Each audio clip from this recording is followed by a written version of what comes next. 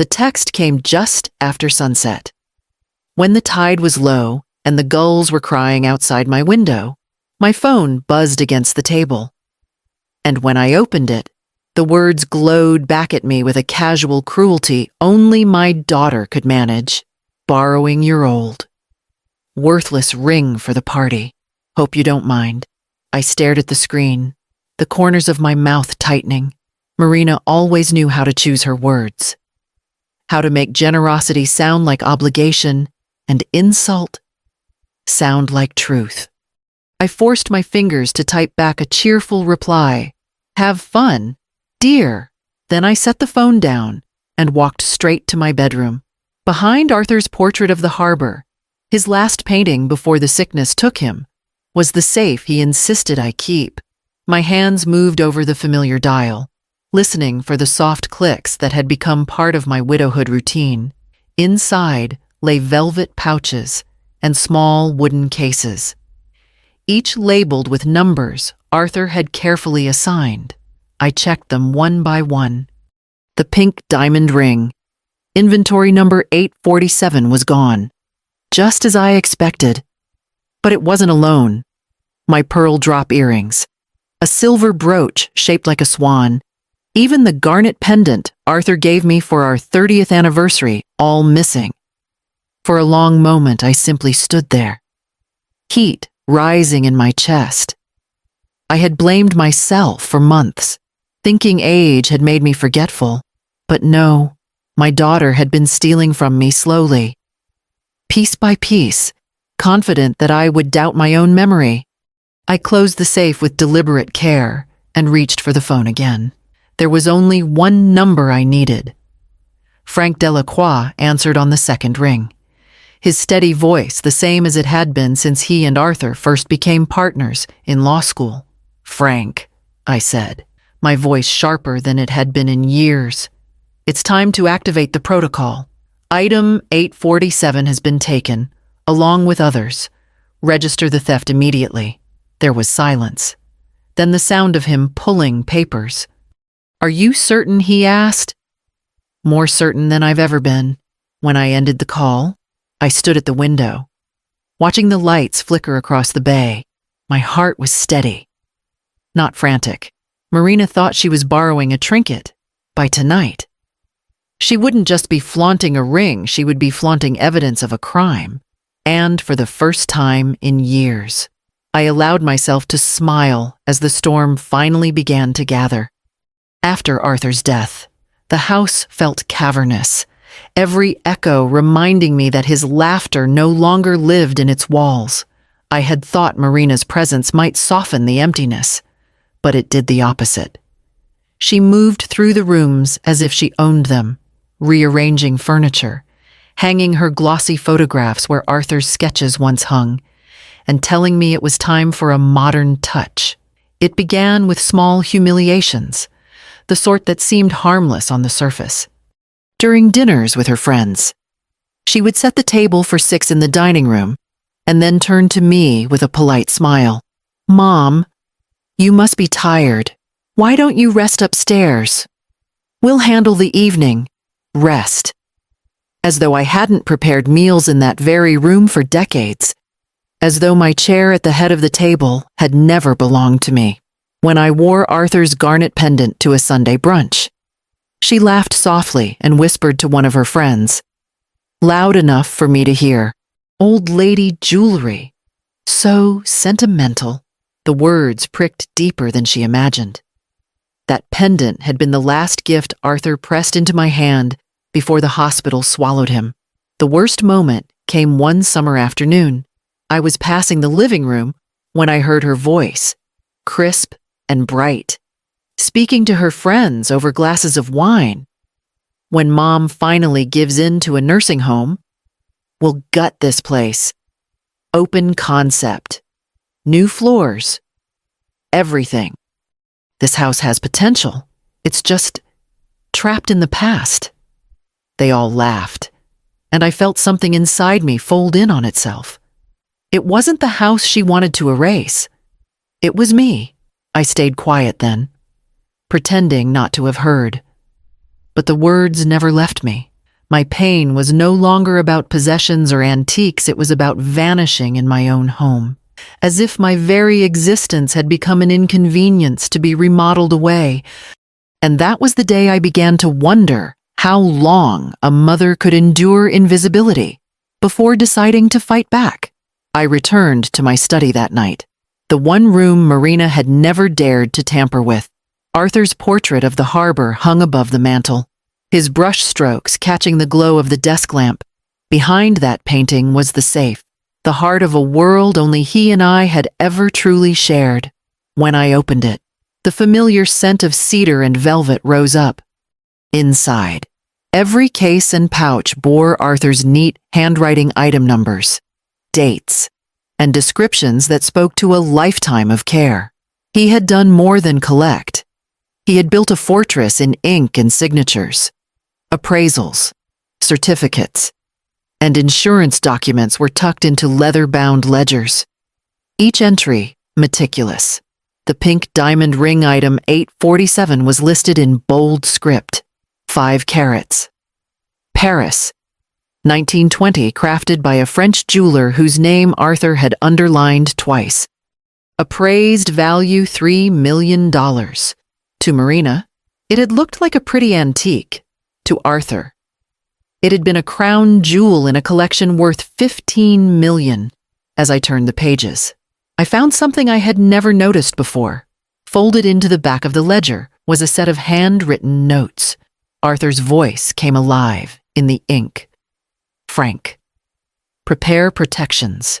Marina has appetite without restraint. If charm ever turns to theft. Isolde must be shielded. My chest tightened. He had seen it even then, the glint in her eye when she was younger, the way she reached for things not hers, and he had trusted me enough to leave behind both the warning and the weapons I would need. For years, I had doubted my instincts, thinking grief made me too suspicious, too fragile. But Arthur's foresight burned away my hesitation. He had known, and now, so did I. I closed the ledger with steady hands, feeling Arthur's presence in the quiet room. Marina believed she had stolen a trinket, but she had triggered a chain of protections older and stronger than her schemes. And that chain was about to tighten with every move she made. Frank's office smelled of leather polish and old paper, the kind of place where secrets seemed safe. I sat across from him in a high-backed chair, my hands folded tightly in my lap. The desk between us was heavy mahogany, worn smooth by decades of confidences. He had called me in with urgency, and I knew why the moment I saw the man standing by the window. "This is Peter Calloway," Frank said, gesturing toward him.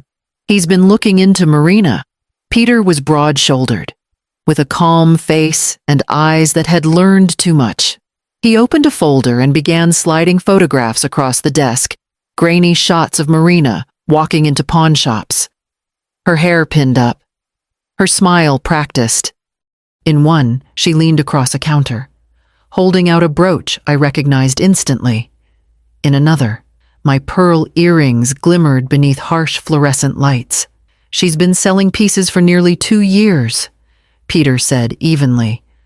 "Nothing large enough to draw attention at first, small heirlooms, easy to pass off. A total of about $45,000. He pressed a small recorder, and Marina's voice filled the office.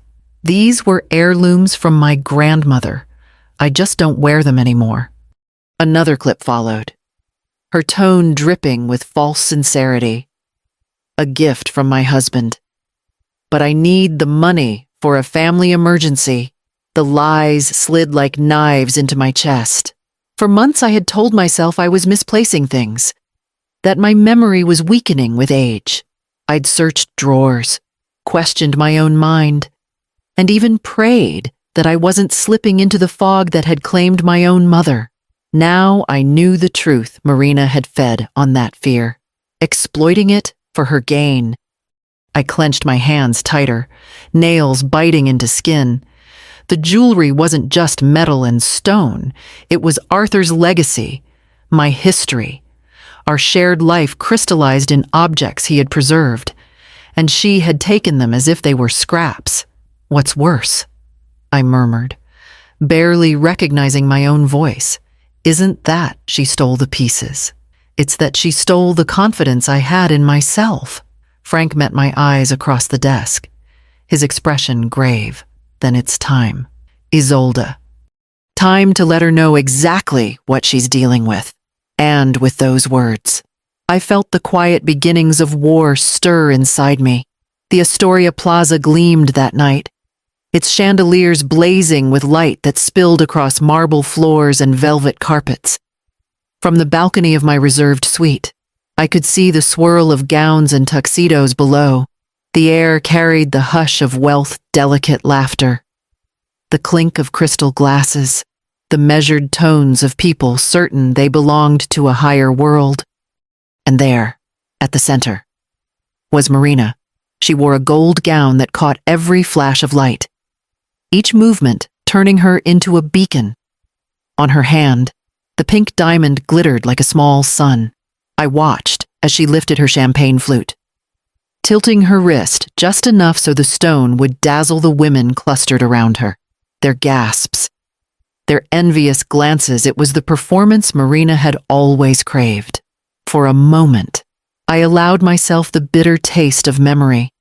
Arthur had chosen that ring carefully, wanting something that would outlast both of us.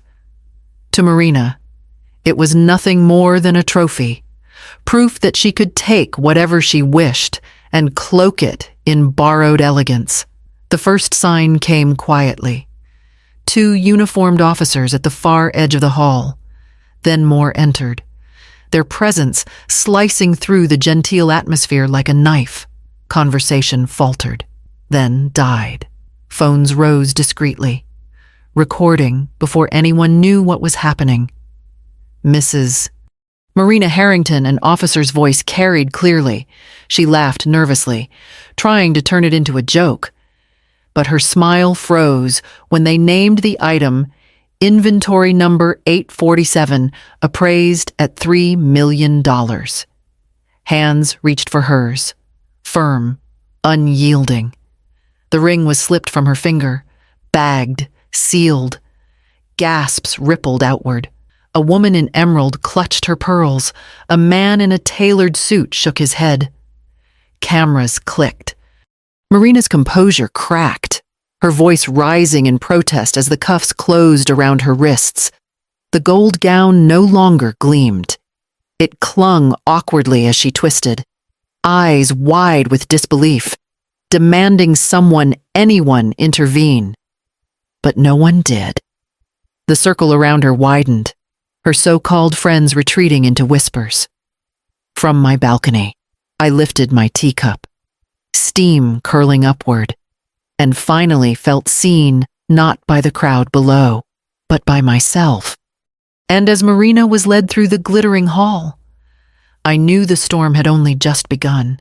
The fluorescent lights of the precinct hummed overhead, harsher than the chandeliers at the gala, stripping away every ounce of Marina's glamour. She sat across from me at the metal table, her wrists free now, but her voice shrill with desperation. "Mom said I could borrow it. She's senile," she cried, looking from the detective to the cluster of onlookers beyond the glass. "She forgets things all the time. Ask anyone in the family." The detective slid a printout across the table. My daughter's own text message stared back at her. "Borrowing your old. Worthless ring for the party. Hope you don't mind." Beside it lay the registration papers, Arthur's careful record, the insurance documents, the appraisal for $3 million. Marina's painted lips parted, then shut. Her eyes darted toward me, then to the door, as if an escape might materialize. That's when Peter entered, a stack of files in his hand. His voice was calm but firm. "We've uncovered more. Photographs of your mother's home, every room cataloged, notes on furniture, paintings, sculptures, over $200,000 worth of property marked for potential sale." The detective arched a brow, unimpressed by Marina's widening eyes. But Peter wasn't finished. He opened another folder, revealing printed emails. My breath caught as he read aloud correspondence between Marina and a lawyer, outlining steps to have me declared mentally incompetent. Phrases leapt from the page: guardianship petition, diminished capacity, transfer of authority. For a moment, the room tilted. Theft I could endure, even humiliation. But to know my own child had been plotting to erase not just my possessions, but my very self, my mind, my identity was a wound deeper than any loss of jewels. I straightened in my chair, meeting Marina's eyes. The fury in me no longer trembled. It solidified, sharp and cold. The detective gathered the papers into a neat pile. "Mrs. Harrington," he said, "you'll need to decide how far you want to pursue this." And as the weight of those words settled, I understood that the battle ahead was no longer just about stolen treasures, but about the fight for my own name.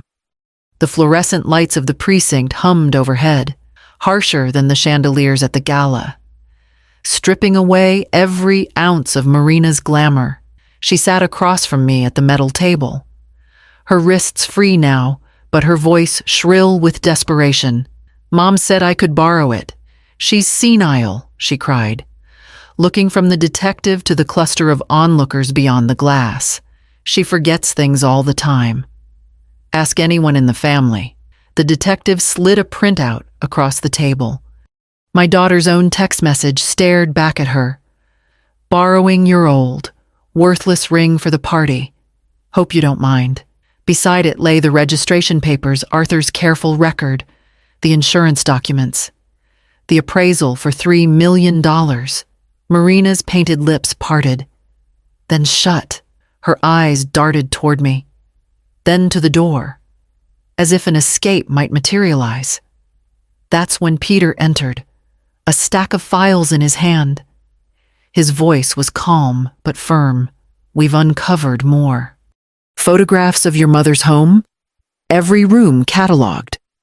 Notes on furniture, paintings, sculptures, over $200,000 worth of property marked for potential sale." The detective arched a brow, unimpressed by Marina's widening eyes. But Peter wasn't finished. He opened another folder, revealing printed emails. My breath caught as he read aloud correspondence between Marina and a lawyer, outlining steps to have me declared mentally incompetent. Phrases leapt from the page: guardianship petition, diminished capacity, transfer of authority. For a moment, the room tilted. Theft I could endure, even humiliation. But to know my own child had been plotting to erase not just my possessions, but my very self, my mind. My identity was a wound deeper than any loss of jewels. I straightened in my chair, meeting Marina's eyes. The fury in me no longer trembled, it solidified, sharp and cold. The detective gathered the papers into a neat pile. "Mrs. Harrington," he said, "you'll need to decide how far you want to pursue this."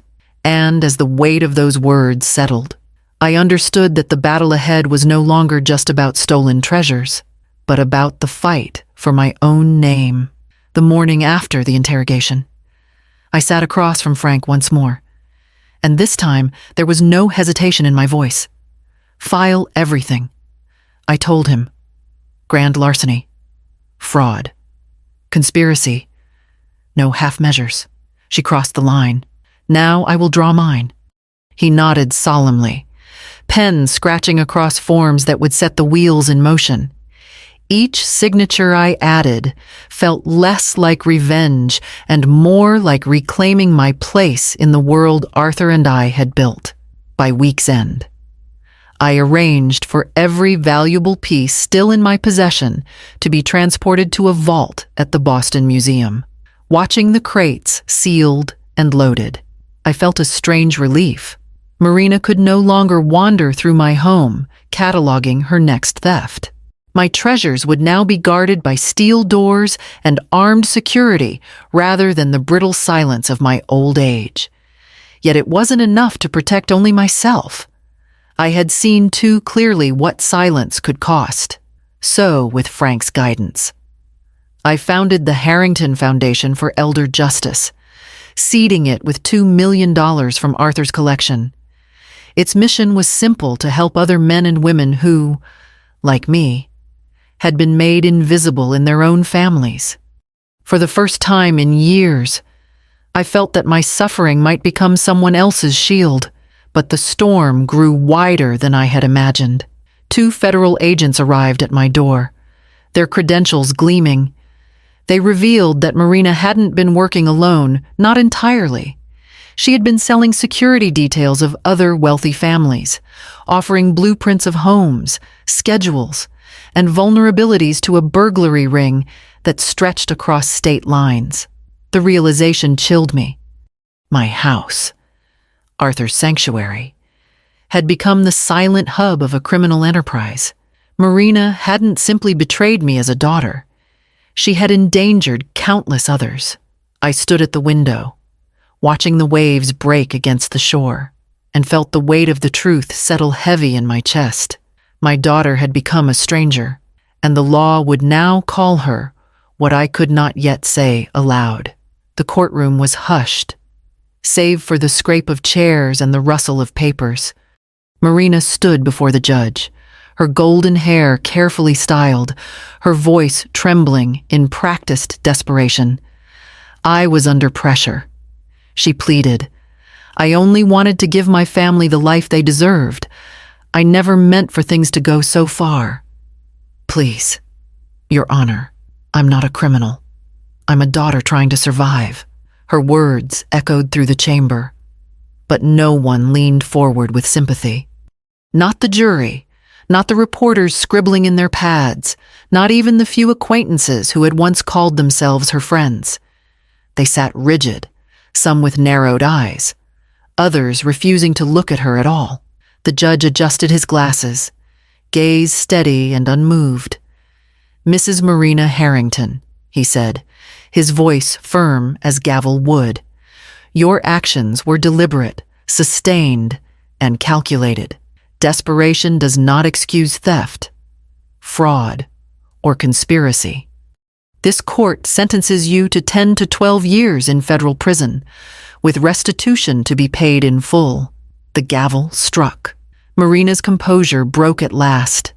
She sagged against her lawyer, sobs shaking her shoulders. But no one reached out. Even those who had once toasted her at galas now turned away. Her social standing, built on pretense and display, had collapsed into dust. I watched from my seat, my hands folded neatly in my lap. There was no triumph in me, only a steady clarity. She had crossed boundaries that could never be mended, and I finally understood my own respect is the rent my family must pay for access to my life. Without it, there is no home for them here. The doors of the courtroom opened, and I rose, ready to return to the life that awaited me beyond the ruin she had left behind. The morning light spilled gently across my kitchen, catching on the jars of rose cuttings lined along the sill. Their roots stretched quietly in the water, patient, determined just as I had been. I snipped a leaf that had browned at the edge, humming softly, the rhythm of ordinary life restored. Evan arrived just after sunrise, a paper bag of bread tucked under his arm. He stood in the doorway, unsure, his eyes lowered. "I thought you might like some from the bakery downtown," he said, his voice carrying the weight of years he hadn't defended me. I nodded, taking the loaf from him. "Thank you, Evan." There was no need for more. His presence was apology enough. And for once, silence did not wound me as he sat at the table. I turned back to the roses. Arthur had planted the first bush decades ago, insisting roses demanded both patience and respect. I thought of him now, of the protections he had left me, of the legacy that had turned betrayal into strength. The ring, once hidden in a safe, once flaunted by Marina, now rests in a glass case at the Boston Museum. The placard reads, "On loan from Isolde Harrington." Visitors stopped to admire its brilliance, never knowing the storm it carried through my family. I touched the petals of a fresh bloom, breathing in its scent, and let the stillness of the room settle into my bones. I no longer needed to prove myself. Not to Marina. Not to anyone. Love may open doors, I whispered to the roses, to Arthur, to the empty air around me, but only respect keeps them open. And when blood betrays you, I wonder, is forgiveness strength, or is dignity the truest legacy?